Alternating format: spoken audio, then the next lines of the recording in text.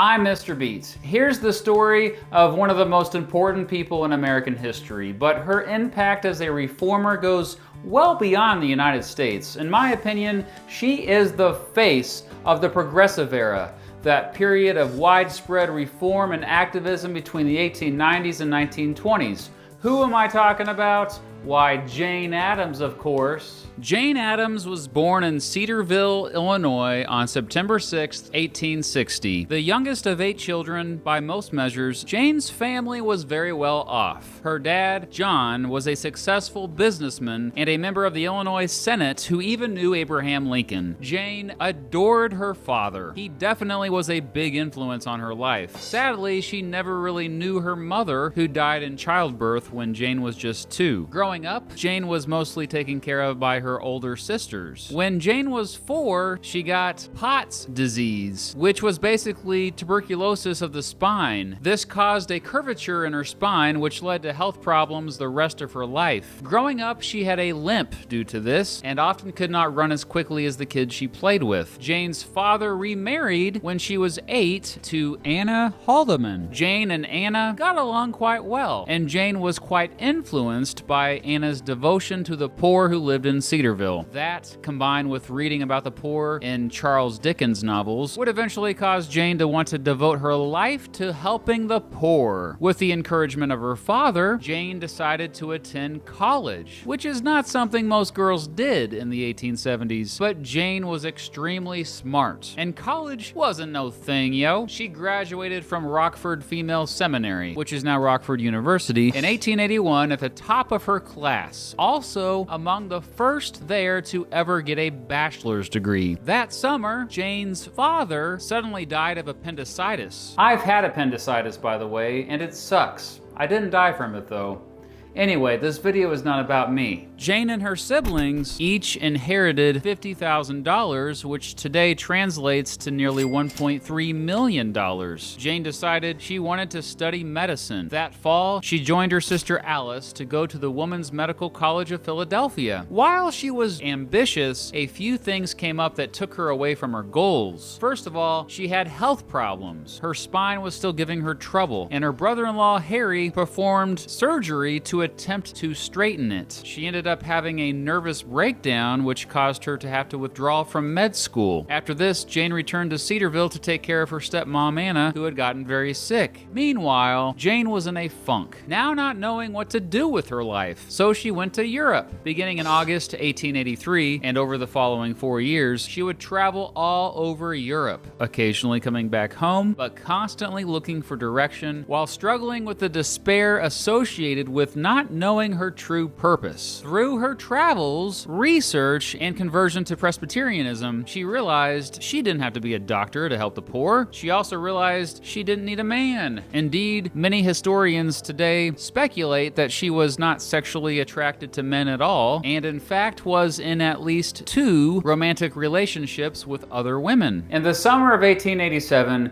Addams read a magazine article that would change her life forever. The article was about a new idea called a settlement house. A settlement house was a safe place in the middle of the city, usually poverty-stricken immigrant neighborhoods where folks could get medical care, food, and job, education, and other services. Jane loved the idea. In December 1887, she and some of her friends went to London to check out Toynbee Hall, the first settlement house. Jane was amazed. She later described it, quote, "It is so free of professional doing good, so unaffectedly sincere, and so productive of good results in its classes." Addams came back home wanting to start her own settlement house. She told her good friend, who today historians call her first girlfriend, Ellen Gates Starr, and Starr was so excited about it that she wanted to join her. The two found a rundown mansion in the near west side area of Chicago that had been built by a dude named Charles Hull back in 1856. That's why folks called it Hull House. Due to some donations, Addams and Starr were able to start renting the house. However, Jane invested much of her own money into repair costs and buying furniture for it. Eventually, wealthy folks like Helen Culver, Louise de Koven Bowen, and others contributed to rent and maintenance costs. Addams and Starr were the first two to live in the house, but eventually they were joined by 23 other women. They opened it up to the public on September 18, 1889. Word got out, and soon the whole house became not only a place that offered social services, but it became kind of like a college, as it became a center for research, study, and debate. Some of the research included looking at housing concerns, the spread of diseases, drug use, and kids not going to school. One big goal of Addams and Starr was to get young, educated folks in direct contact with the rest of the city. In other words, get them out of their bubbles. Once Hull House started offering services to anyone who showed up, this happened quite a bit. In 1891, Dr. Harriet Rice, an African American who could not practice medicine in any American hospital due to the racism of the time, joined the Hull House to offer medical treatment for poor families. That same year, Hull House was already hosting 2,000 folks each week. The first facility Jane added to the Hull House was an art gallery. She took great pride in her art program. Addams designed it to challenge the industrialized education of the time, in which students were only trained for one specific job. She saw the arts as a way to break free from that system, allowing students to expand their horizons. The second facility Jane added was a public kitchen open to anyone who wanted a free meal. Next came a coffee house, a gym, a swimming pool, a boarding club for girls, a book bindery, an art studio, a music school, a drama club, a library, an employment bureau, and even a museum. Eventually, Hull House expanded to 13 buildings. Hull House also offered night school for working adults, various clubs for kids, a daycare, a bathhouse, and a theater. Addams and her colleagues helped people get jobs through training programs. With the help of folks like Florence Kelley, the country began to take notice of Hull House. Kelley, who deserves a video all her own, lived at Hull House from 1891 to 1899 and was instrumental getting laws passed based on what they were researching there. She went around talking about crazy ideas like an 8-hour workday, a minimum wage, and children not working in factories. By 1893, the Illinois legislature had passed the first law limiting factory work for women to 8 hours a day and a law banning children under age 14 from working. This was the beginning of the Progressive Era, and much of the credit went back to Jane Addams, who was now asked to go around and speak about her progress at Hull House. See what I did there? In addition to going around giving speeches and writing articles for Ladies' Home Journal, Addams began to lobby for progressive legislation just like Kelley did. Issues important to Jane included giving women the right to vote, getting kids out of factories and in school, establishing safe areas where children could play, and increasing the political power of the poor and immigrants. Addams literally was a big reason why the entire field of sociology became a thing. Thanks to her efforts at Hull House, the University of Chicago established the first sociology department in 1892. Addams would later teach at that university, by the way. In 1894, Jane founded the Chicago Federation of Settlements to promote expanding the settlement house movement in the city. The next year, Jane became fed up with the nasty conditions around Hull House that caused rats to terrorize the alleys and streets nearby. The root of the problem? People just dumping their trash wherever. She had complained to the city for years, but they ignored her, so she installed garbage incinerators near Hull House herself. Chicago did recognize her efforts and appointed her the garbage inspector of the 19th Ward, paying her $1,000 a year. In 1898, she joined the Anti-Imperialist League to protest the United States annexing the Philippines. In 1901, Jane, along with her colleagues at Hull House, founded what would later evolve into the Juvenile Protective Association, an organization that created a special court for kids who got in trouble with the law. This was all before the government handled this, mind you. Meanwhile, she had become very close to Mary Rosé Smith, a fellow activist and rich donor of Hull House. The two eventually also had a romantic relationship and lived exclusively together. Even though women could not marry other women back then, they acted as a married couple for at least 30 years. In 1905, Chicago's Board Board of Education appointed Addams chairman of the School Management Committee. 3 years later, she helped found the Chicago School of Civics and Philanthropy. In 1909, she went national, becoming the first female president of the National Conference of Charities and Corrections. By this time, Jane Addams was not only well known in the country, but well known in the world for her work. And she had already traveled all over the place, letting everyone know what she and her colleagues had learned at Hull House. Many of her lectures were turned into books. In 1911, members of the extremely influential National American Women's Suffrage Association elected Addams as their vice president. The next year, she supported the newly created Progressive Party, aka Bull Moose Party, the political party led by followers of Teddy Roosevelt. She nominated Roosevelt at the party convention on August 5th, 1912, even though she disagreed with Roosevelt's more aggressive foreign policy. After World War I broke out in 1914, Addams decided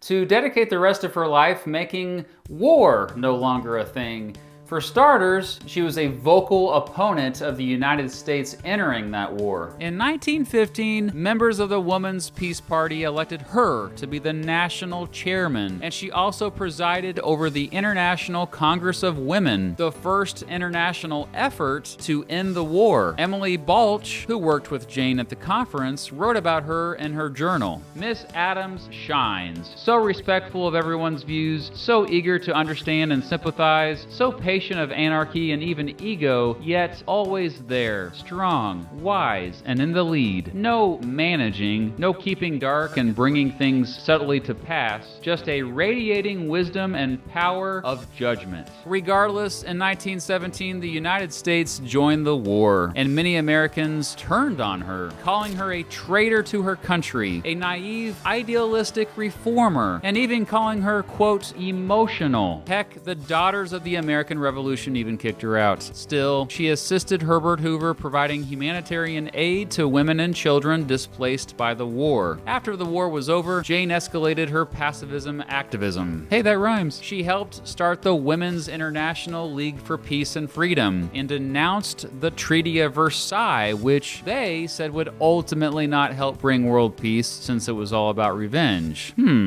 I think they were later proved right? Yeah. In 1920, she helped start the American Civil Liberties Union. That same year, women finally got the right to vote. By the 1920s, there were around 500 settlement houses in the United States. Remember, Jane started the very first one, and Hull House continued to be a powerhouse at this time. And Addams continued to travel everywhere, giving lectures. Eventually, this would take a toll on her health. In 1926, Jane suffered her first heart attack, and she was never quite the same after it. She suffered her second heart attack on the same day she also became the very first American woman to receive the Nobel Peace Prize, December 10th, 1931. She never fully regained her health. She died of abdominal cancer on May 21st, 1935. Her family buried her in her hometown of Cedarville. The next day, the New York Times wrote one of the most flattering obituaries I've ever seen. Quote, Miss Addams has been called the greatest woman in the world, the mother of social service, the greatest woman internationalist, and the first citizen of Chicago. With her idealism, serene, unafraid, militant, was always paramount. Devoted to the cause of social and political reform, to the betterment of the economic condition of the masses, to world peace and internationalism, Miss Addams' influence was worldwide. She was, perhaps, the world's best known and best loved woman. Dang, New York Times, that sums it up way better than I ever could. So I guess let's just end the video right there. So this video is part of a collaboration called Project Her Story. It features videos from a bunch of history YouTubers about important women throughout all of history. So check out the entire playlist. I've linked it below in the description. In case you didn't know, March is Women's History Month, but I challenge us to make every freaking month Women's History Month, eh? Thanks for watching.